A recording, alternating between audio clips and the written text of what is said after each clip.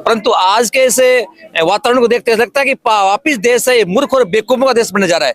देखा नहीं, यही प्रधानमंत्री कह रहा था कोरोना के समय, आप ताली बजाओ, आप थाली बजाओ, आप नाटकबाजी करो, ये बहरूपिया टाइप का आदमी है। नो नो नो, राम की कोई आइडेंटिफिकेशन नहीं है, इन ओनली इंडिया में है। इंडिया से बाहर जब जापान जाते हैं, हम लोग जाते घूम जाते हैं, कौन जानता आपके राम को?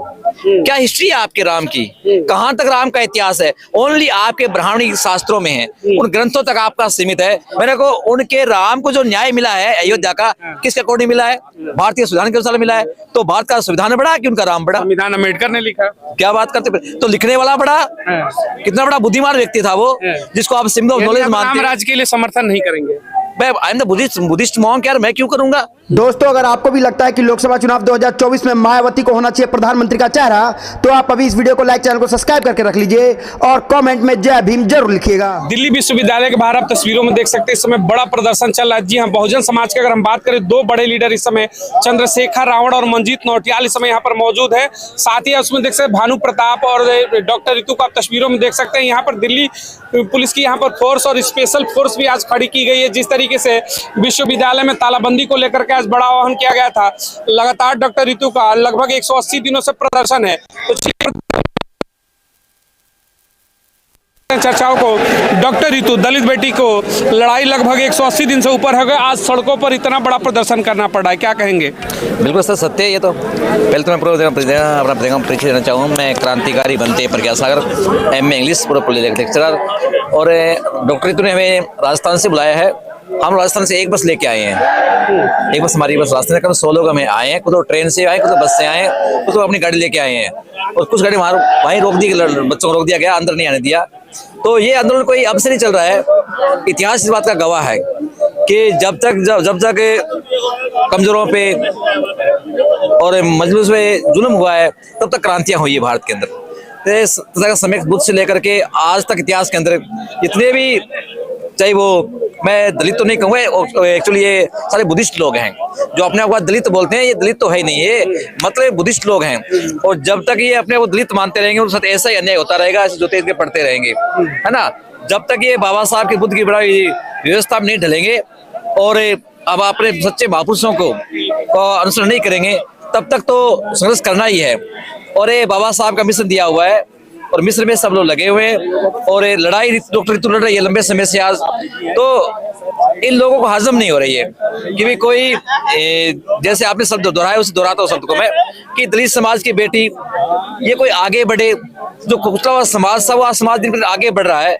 अब एक कंपटीशन में बैठने तो उनकी हिम्मत नहीं हो रही है, क्योंकि आज जो गरीब बच्चे हैं, दलित बच्चे हैं, जो जिनको लंबे समय से अस्पृश्य समझा जाता था, आज वो लंबे समय से बड़े बड़े एक पोस्ट पे जा रहे हैं। और भारतीय संविधान को मानने वाले लोग हैं ये लोग। देखो, एक्चुअली बड़ी शांतिपूर्ण तरीके से आंदोलन चल रहा है और डॉक्टर रितु के समर्थन में पूरे देश भर के लोग यहाँ इकट्ठे हो रहे हैं। बंदे, एक सवाल बनता है आपसे, वर्तमान में अगर 22 जनवरी की हम बात करते हैं तो राम मंदिर को लेकर के, राम मंदिर में प्राण प्रतिष्ठा को लेकर के अयोध्या में पूरे देश में माहौल है, लेकिन वहीं इतर अगर बात करते हैं तो एक दलित समाज की बेटी न्याय को लेकर के सड़क पर भी है। दो धड़ा इस समय देश में देखने को मिला, एक तरफ जहाँ राम मंदिर की सिर्फ चर्चा और दूसरी तरफ न्याय के लिए सड़कों का संघर्ष। क्या कहेंगे इस लोकतंत्र के बारे में, ऐसे शासन के बारे में? बिल्कुल अच्छा कहना। पहले तो ये देखिएगा कि राम को जो न्याय मिला है वो भारतीय संविधान के अनुसार मिला है ना। और वहां एक उनको एक इनका जो बाउंड्री चल रहा है, पाखंड चल रहा है कि एक पत्थर की मूर्ति में ये प्राण प्रतिष्ठा करेंगे। मैं समझता हूं कि इतिहास पढ़ा जाएगा, इतिहास बनेगा तो इतिहास का सबसे बेवकूफ प्रधानमंत्री नजर आएगा आपको। ये सबसे मूर्ख और बेवकूफ प्रधानमंत्री ये नजर आएगा। और इतिहास के अंदर ये आदमी सबसे क्रूर शासक के रूप में नजर आएगा आपको, कि एक तरफ तो महिलाओं की आप आन बान शान की बात कर रहे हो और महिलाओं के नाम पे बहुत सी आप योजना निकाल रहे हो, उसी तरफ से कड़ाके की सर्दी के अंदर एक युवा लड़की जो महिला वर्ग से संबंध रखती है और वो कड़ाके धूप में रोड पे बैठी हुई है, लंबे समय से धरना दे रहे हैं, तो क्या एक वो पत्थर की मूर्ति के अंदर वो प्राण प्रतिष्ठा करना आवश्यक है या एक जिंदा इंसान को न्याय की आवश्यकता है? जबकि मैं तो ये कहना चाहूंगा कि राम को न्याय किससे मिला है? भारत के संविधान से मिला है। तो भारत का संविधान बड़ा हुआ कि राम बड़ा हुआ? अभी फिलहाल में तो लग रहा है कि राम ही बड़े हैं, हर जगह चर्चा उन्हीं की। न्याय की अगर बात होती तो हमें नहीं लग रहा है इतनी भीड़ आज इस ठंडी में सड़क पर बैठती। लगता है ये देश फिर से बेवकूफा देश बनने जा रहा है, जबकि भारत देश हमेशा ऋषि महात्मा सन्यासियों युग पुरुष योगियों का और बड़े विद्वानों का देश रहा है। परंतु आज के इस वातावरण को देखते लगता है कि वापिस देश है मूर्ख और बेवकूफों का देश बनने जा रहा है। देखा नहीं, यही प्रधानमंत्री कह रहा था कोरोना के समय, आप ताली बजाओ, आप थाली बजाओ, आप नाटकबाजी करो। ये एक बहरूपिया टाइप का आदमी है जो पता नहीं कितने रूप बदलता है, कितने सब करता है। और मदारी कहा जाए तो कोई बड़ी बात नहीं होगी इसमें। और किसी प्रकार जनता को प्रलोभन दिया जाए। अब जब तक आप कह रहे हैं कि इसका उदाहरण ये करेंगे, और उन्हीं के आचार्य ये कह रहे हैं कि भाई उनके धर्म अनुसार वो करेंगे उनका। मोदी जी का एक बयान है, उन्होंने कहा कि 150 करोड़ की जनता जो है उसका आशीर्वाद मेरे साथ रहेगा जब मैं प्राण प्रतिष्ठा करूंगा। तो 150 करोड़ जनता चाहती है कि राम मंदिर भव्य हो। कौन चाहता है? किस वर्ग के लोग चाहते हैं? कौन सी कैटेगरी लोग चाहते हैं? कौन सी व्यवस्था के लोग चाहते हैं? इतिहास में आज तक भारत में दो व्यवस्था रही हैं, ब्राह्मणिज्म और श्रमण संस्कृति रही है। अब जो ब्राह्मणिज्म है, ये जो मनुवादी लोग है, वो मुट्ठी भर लोग वही चाहते हैं। और कौन लोग चाहते हैं? अन्य लोग, भारत के और लोग भी हैं जो भारत के जो मूल निवासी का, जो भारत की यहाँ के जो मेल सभ्यता से, हड़प्पा संस्कृति से, मोहनजोदड़ो से, सिंधु घाटी सभ्यता से, मेसोपोटामिया सभ्यता के लोग अभी तक उनके यहाँ लोग रहते हैं। क्या वो लोग चाहते हैं ऐसा? हो नहीं चाहते जी। कहते हैं राम का देश है, इस पर आप क्या कहेंगे? बार बार ये कहा जाता है समर्थकों को द्वारा कि ये तो राम का देश है, राम की भव्य प्रतिमा बननी है, क्या दिक्कत है? नो नो नो, राम की कोई आइडेंटिफिकेशन नहीं है, इन ओनली इंडिया में है। इंडिया से बाहर जब जापान जाते हैं, हम लोग जाते घूम जाते हैं, कौन जानता आपके राम को? क्या हिस्ट्री है आपके राम की? कहाँ तक राम का इतिहास है? ओनली आपके ब्राह्मणी शास्त्रों में है, उन ग्रंथों तक आपका सीमित है। ये देश तो बुद्ध का है, ये देश तो महावीर जैन का है, ये देश तो सम्राट अशोक का है, ये तो चंद्रगुप्त मौर्य का है। तो यहाँ पर भारत के अंदर 3 प्रकार के वर्ग रहे हैं। नागवंशी लोग रहे हैं, उसके बाद में नंदवंश आया, उसके बाद में मौर्य वंश आया। अब इतिहास पढ़ा जाए तो उन महापुरुषों का होना चाहिए था। अब ये चाहे कैसे बनाए, चाहे अपना राम का बनाए, राम के नाम पर कहा जाता है बार बार कि उनका देश है, उनके ही लोग हैं, ये भ्रांति है। कहाँ है उनका देश? कोई हिस्ट्री में पढ़ाते हैं उनको कॉलेज में? मैं एमए इंग्लिश हूँ, पूरे कॉलेज में लेक्चरर था मैंने तो आज तक हिस्ट्री इतिहास में नहीं पढ़ा उसको, कहीं भी किस सब्जेक्ट में नहीं पढ़ा। कुछ चंद ग्रंथों में हो सकता है, एक हर धर्म के अपने अपने वॉल्यूम होते हैं, ग्रंथ होते हैं, और हर धर्म के ग्रंथों में उसके रूल नियम होते हैं। तो वो अकॉर्डिंग एक रिलीजन के ही आप उसको मान सकते हो, नॉट ए पब्लिक। ये भारत देश है, ये सभी धर्मों के लोग यहाँ रहते हैं, या हिंदू, मुस्लिम, सिख, ईसाई, जैन, पारसी, बौद्ध, अनेकों धर्म, लगभग 8 धर्म इस समय भारत के अंदर चल रहे हैं। और भारत में 2 धर्म ऐसे हुए हैं जिन्होंने ईश्वर को माना ही नहीं, जिन्होंने किसी भगवान को माना ही नहीं, और वो भारत की संस्कृति के है, वो श्रमण संस्कृति के है। भगवान महावीर जैन ने और बुद्ध ने तो बिल्कुल नहीं माना ईश्वर को कभी भी। जबकि महावीर जैन की बात उन्होंने तो कहा भी आत्मा का अस्तित्व बताया कि आत्मा होती है, कोई परमात्मा ईश्वर कुछ नहीं होता है। सर देखिए, एक सवाल और बड़ा उठ जाता है। हमने तो कहा कि डॉक्टर रितु दलित बेटी के न्याय की लड़ाई हो रही है, बार बार एक बड़े मंचों से आह्वान होता है जहां लाखों की भीड़ होती है, कहते हैं कि हिंदू राष्ट्र बनाएंगे। हिंदू राष्ट्र को लेकर के बड़ी चर्चा है, चुनाव में भी इसके बड़े बड़े वादे हो जाते हैं समर्थकों के द्वारा। क्या लग रहा है कि वाकई में भारत हिंदू राष्ट्र कभी बन पाएगा? देखिए, ये आडम्बर पाखंडवाद है इन लोगों का।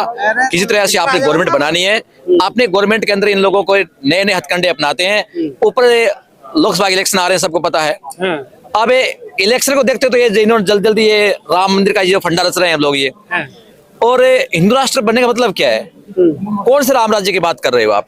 अभी हिंदू राष्ट्र मतलब राम राज्य आना। और क्या राम राज्य का इतिहास पढ़ते हैं तो क्या राम राज्य में सब लोग को प्रति या प्रज्ञावान थे, या सब शीलवान थे, या सब में करुणा मैत्री की भावना थी? क्या आप इतिहास पढ़ के देखिए। राम मंदिर बनने का या राम राज्य आने का मतलब क्या है कि एक ही व्यवस्था को मजबूत किया जा रहा है। कल हम लोग कहेंगे भी हमारा भी बड़ा बड़ा इंस्टीट्यूट बन रहा है बुद्धिस्टों का, छुट्टी कीजिए, तो क्या कर पाएंगे? नहीं कर पाएंगे, क्योंकि आप शासन और प्रशासन इनके अंडर में है, मीडिया इनके अंडर में है। आप बुरा मत मानिएगा। और आज सारे ये टीवी खोलते हैं, 22 जनवरी न्यूज में पढ़ते हैं, 22 ये माहौल है पूरे देश में, यही दिखाया जा रहा है कि 22 जनवरी ही सब कुछ है। नो, 22 जनवरी सब कुछ नहीं है। दीपावली तक का आह्वान कर दिया प्रधानमंत्री मोदी ने, कहा कि पूरा देश दीपावली मनाएगा। आप देखिए सर, जिसकी सत्ता होती है, जो आदमी पावर में होता है,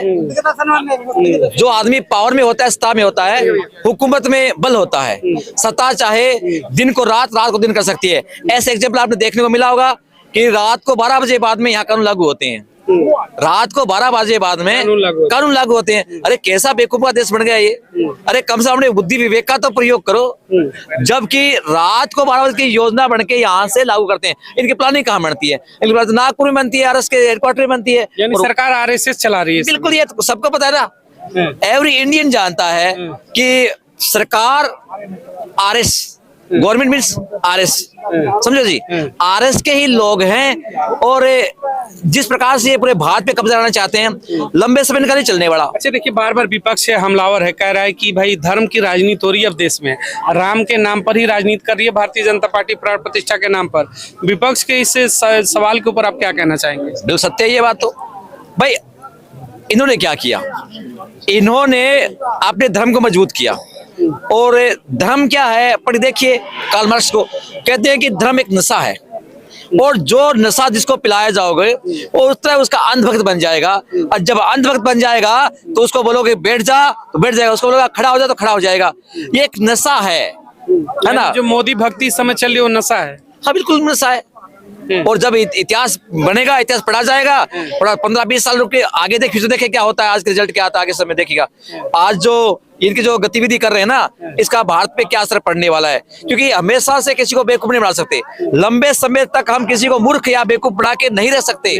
भारत के लोगों में विवेक जागेगा, उनकी प्रज्ञा जागेगी, तो उनकी वो बुद्धि का विकास होगा, तो फिर क्या होगा। चलिए एक आखिरी सवाल आपसे लेना चाहूंगा। 2024 चुनाव भी आने वाला है, सत्ताएं भी करवट लेने को तैयार है, विपक्ष और पक्ष दोनों अपने अपने धड़े में खड़े हैं। क्या देश से हिंदू राष्ट्र बना करके इस धर्म ग्रंथों के हिसाब से चलना चाहिए, या फिर देश हिंदू राष्ट्र की जगह पर बाबा साहब अम्बेडकर के जो संविधान है उस पर चलना चाहिए? बिल्कुल, आपने सर बहुत ही अच्छा प्रश्न पूछा। एक तो साधुवाद इस प्रश्न के लिए कि बड़ा ही सुंदर आपने क्वेश्चन किया। देखिए सर, हिंदू राष्ट्र करने का एक लहर चल गई। क्या होगा हिंदू राष्ट्र से? फिर लोगों को दबाया जाएगा, फिर किसी निर्दोष प्राणियों को हत्या की जाएगी, मारा जाएगा। फिर हिंदू राष्ट्र में लोगों को मतलब वो उत्पीड़न होता है। पढ़ी रहा है राम राज्य में क्या हुआ? राम राज्य में उत्पीड़न हुआ, क्या नहीं हुआ? समुद्र जस्टिस जी को मारा गया, वो फिर से वर्ण व्यवस्था लागू कर गई। तो क्या आप राम राज्य स्थापित करके वही वर्ण व्यवस्था वापस लागू करना चाहते हो क्या? इससे तो बेटर होगा कि तुम्हारे राम का फैसला भी डॉक्टर बाबा साहब अम्बेडकर के संविधान से हुआ है, उन्हीं को लागू कीजिए ना, तो देश का डेवलप होगा, देश प्रोग्रेस कर पाएगा। दिन ब दिन भारत है पूरे फिर से विश्व गुरु बन पाएगा। तो मोदी जी मैं ये बड़ा चीज कहा कि आपके राम को भी तो अम्बेडकर ही लेकर आ गए, उनका संविधान ही लेकर आ गया, तो लागू तो संविधान होना चाहिए। मैं ये नहीं कह रहा हूँ, मेरे को उनके राम को जो न्याय मिला है अयोध्या का, किसके अकॉर्डिंग मिला है? भारतीय संविधान के अनुसार मिला है। तो भारत का संविधान बड़ा कि उनका राम बड़ा? संविधान अम्बेडकर ने लिखा। क्या बात करते? तो लिखने वाला बड़ा, कितना बड़ा बुद्धिमान व्यक्ति था वो, जिसको आप सिंबल ऑफ नॉलेज मानते हैं। राम राज्य के लिए समर्थन नहीं करेंगे? मैं I am the Buddhist monk यार, मैं क्यों करूंगा?